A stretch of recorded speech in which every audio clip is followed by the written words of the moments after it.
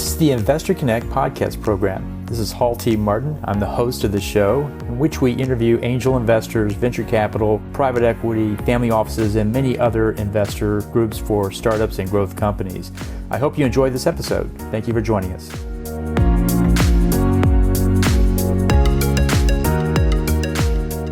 Hello, this is Hall Martin with Investor Connect. Today I'm here with Zeke Trezise, Associate Investor of Newstack Ventures and part of the full Ratchet podcast team. Newstack Ventures is a Chicago-based venture capital firm specializing in pre-seed and seed funding for startups led by entrepreneurs with a traditional Silicon Valley pedigree. The Full Ratchet podcast is a podcast dedicated to demystifying venture capital by interviewing VCs and startup founders on how they build great technology startups. Zeke, thank you for joining us. Yeah, Hall, it's a pleasure to join you as well. Great. So where does this podcast find you today? So I'm calling in from Chicago, where we're based as a team. Great. Well, tell us more about your background. What did you do before this? Yeah, of course. So I come from a family of entrepreneurs. My dad was pretty deep in the automotive sector. So growing up, we always worked together on, a number of different businesses. I think some of my fondest memories growing up are like Sundays spent in a repair shop with him, working on a car. So I've always had an interest in business, especially on the finance side. Again, growing up, I wrote a letter to Warren Buffett when I was in 5th grade. So I don't think too many people are doing that. I've never been sort of the best student, but I've always enjoyed sort of playing around with ideas, pitching different business ideas. So in college, sort of went down that rabbit hole for a bit and then decided I wanted to go down the finance side again. So hence how I wound up at Newstack. Great. Well, tell us more about joining a VC firm. What was that like? Yeah, of course. I think that everyone sort of says that they have an unconventional path to venture. And maybe I'm the standout here in the fact that I have a more conventional type route. So originally worked in our fellowship program while I was a junior in college. Eventually moved up here to Chicago to work full time with the team. Yeah, I think a lot of people ask about how to break into venture, and I always have a lot of thoughts around that. So happy to dive more into it if there are specific questions too. So what exactly do you do as part of the VC firm? A little bit of everything, or do you have a specific role there? Yeah, definitely. So my role is primarily deal flow focused. So I work on, sourcing, finding new promising startups, as well as assisting with diligence on deals that we've already, found some sort of interest in. And how many deals a month do you see on average? Yeah, great question. We looked at a little over 16,000 deals last year in terms of just sheer top of funnel volume. In terms of actual investments, we did 12 deals last year. So pretty small throughput to the bottom of the funnel. And so I guess my next question is, what's the challenge in starting a VC fund in Chicago? It's not the West Coast and not the East Coast, but what did you find there when you started this fund? Yeah, of course. I think, going back to when the fund was first started, so our GP, Nick, got Fund 1 going around 2018. There's always been this narrative around, San Francisco producing the best returns for venture. And I think recently that has begun to pivot. We pulled data from over 65,000 funding rounds relatively recently. And some of the interesting points were that around 2018, we saw this inflection point in unicorn yield from outside of the Bay Area and New York City. So these areas now, if you think about it, there's clearly an arbitrage opportunity, right? Like they're producing unicorns, they're producing great returns, yet they aren't receiving the same funding that the Bay Area or New York typically receive. So that was sort of what we had in mind with starting the fund. It's clear now, like in 2021, we pulled data and, over 60% of unicorns came from outside of San Francisco and New York. So there's just been a clear flight of capital outside of these hubs to the rest of the country and, other regions of the world too. And it's just a great thing for venture. And so what's the main difference between your VC fund and other VCs, wherever they are? Definitely. Yeah. I think so. Historically, the loss rate for venture has been well above 50%. It's clear when you look at, returns. So there's an asymmetric return profile, like the power law will make up for many sins on the selection side, right? However, I think it still means that the best VCs are filtering for the wrong things. So, if you look historically, a lot of VCs have used things like education. If you went to Stanford or if you worked at a FAANG company like a Google or a Facebook, right? People would use that, VCs would, as a proxy for whether or not a company was compelling. I think that's, flawed in terms of methodology, clearly. We try to evaluate for things like motor, focus of the entrepreneur. And quite simply, we go digging where other people aren't looking. So we use software to aggregate all new companies that have been formed within a specific time period that fit our relevant criteria and try to just see as many deals as possible. So again, coming back to the 16,000 point, I think we're on track to do above that this year as well. We also have our podcast, of course, which drives substantial inbound interest. Great. Well, tell us more about developing pre-seed investing. That's a pretty challenging space to be in. How do you develop your investment thesis around that early stage? Totally. There's coming back to this data poll, right, of more than 65,000 funding rounds, like since 2010, there has been just a dramatic uptick in the number of, pre-seed rounds done. It's up well over 40x from the 2010 basis. Most rounds, for context, are probably up 5 to 10x in terms of volume. So we've really just seen an explosion in the number of funding events that are classified as pre-seed. I would take away from that now there are more than ever these non-traditional investors that have entered the market. So, you might be able to define these as tourist capital, right? Like a lot of people say they're just tourists in the venture market. I don't know that I completely agree. It's certainly driven up, pricing at the earliest stages, and it has made pre-seed blow up in terms of overall importance. Do you have a specific criteria you're looking for? Usually investors are looking for traction and revenue and so forth, but the pre-seed, there's usually none of those metrics. What are you looking for? Yeah, in terms of a thesis at pre-seed, again, we look for many more of these qualitative type factors, I would say. So you do the best you can to screen out at the top what's a fit and what isn't a fit. But beyond that point, there are certain qualitative metrics, again, like focus is sort of the number one reason why we pass on startups, whether the model is unfocused, whether the customer set is unfocused. There are a lot of different dimensions to it. So being very clear and defined in terms of the initial business, where you want to start as a beachhead, becomes very important at pre-seed. So to dive into the word focus a little bit more, is it that they just need to have a clear target, or are you looking for focus that really gets very granular, very specific, that they need to be that tight on it in order to be successful? How would you define focus in this case? I think focus for us is more a clarifying factor, right? So it's important to be clear in who your initial customer is, for instance, because that will inform other aspects of the business, right? You need to have a clear idea of who the customer is in order to have a clear go-to-market, in order to have a clear business model. There are just a lot of things that can go wrong, especially at the early stage, if you're not focused on the right things too, right? So we haven't even touched on like metrics and picking the right metric for your startup, right? That's very, very common that you'll see a startup come in and they might be optimizing for just top line, revenue. And it's like, well, I can see why you're doing that, as you want to go from seed to Series A and hit 1 million ARR, right? But there are probably other more focused elements of the business that you might want to track. Like if it's a consumer business, maybe you want to track retention. If it's a B2B business, maybe you want to track, net revenue retention. Those are just two examples that come to mind, but it is paramount to have focus, especially in a resource constrained environment like a pre-seed startup.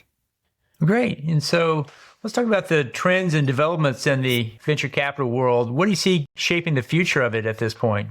I love this question. I think that it will be interesting to see with sort of this trend towards democratizing access, right? Like we've seen this happen in the public markets prior with, Robinhood making fractional ownership available to everyone.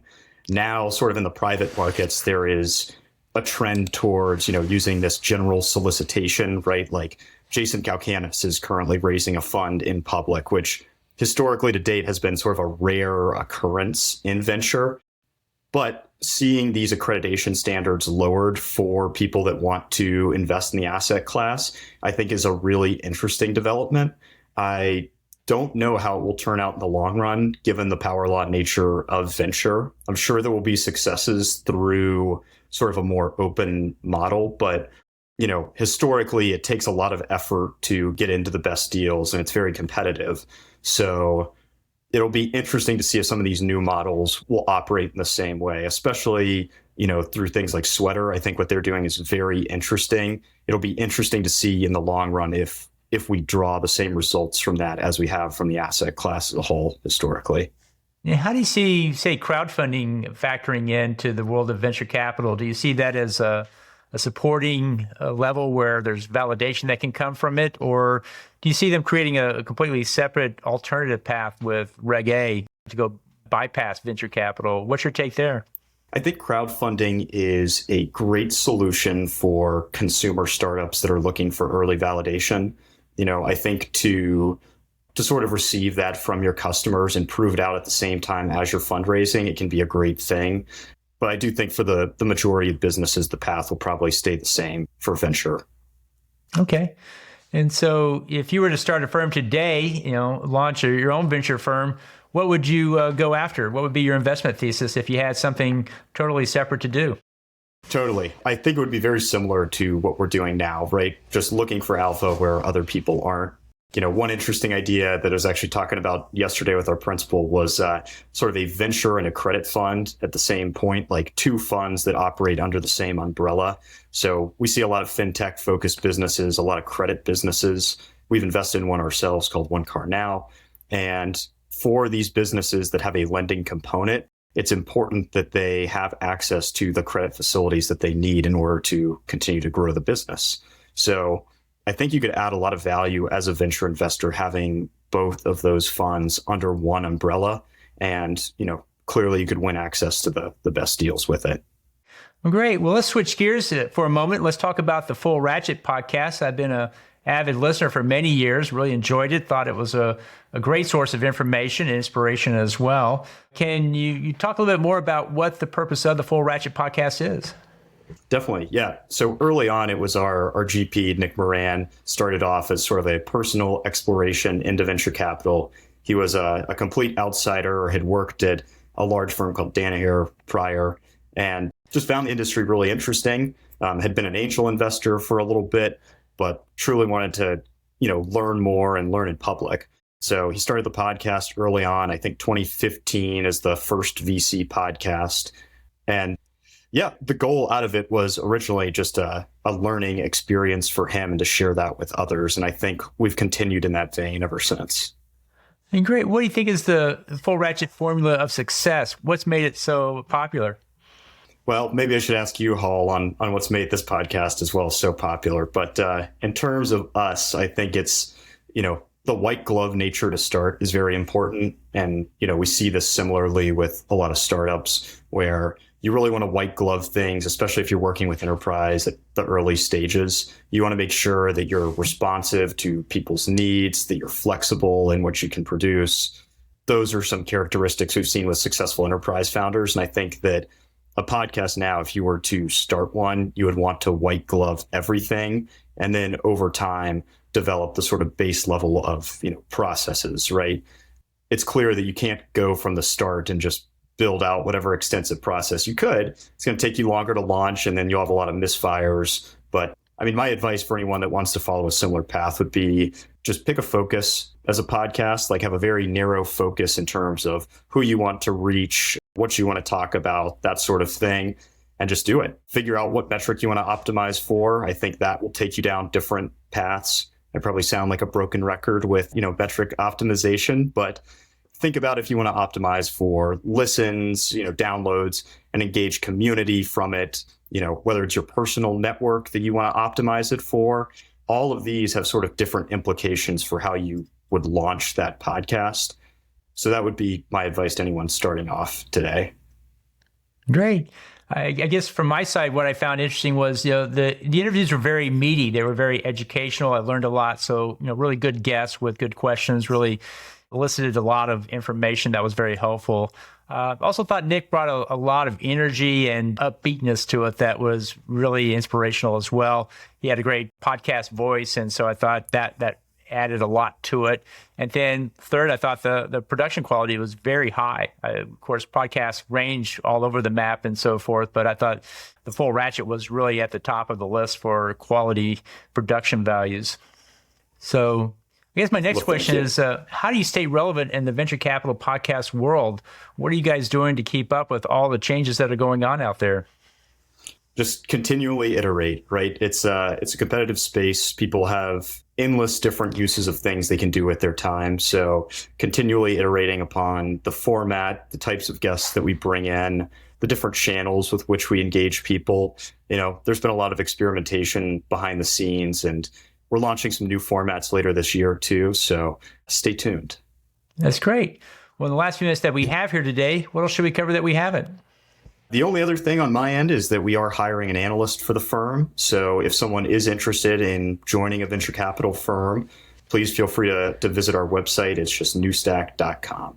And what do you look for in an analyst? What kind of skills are you thinking that would be best?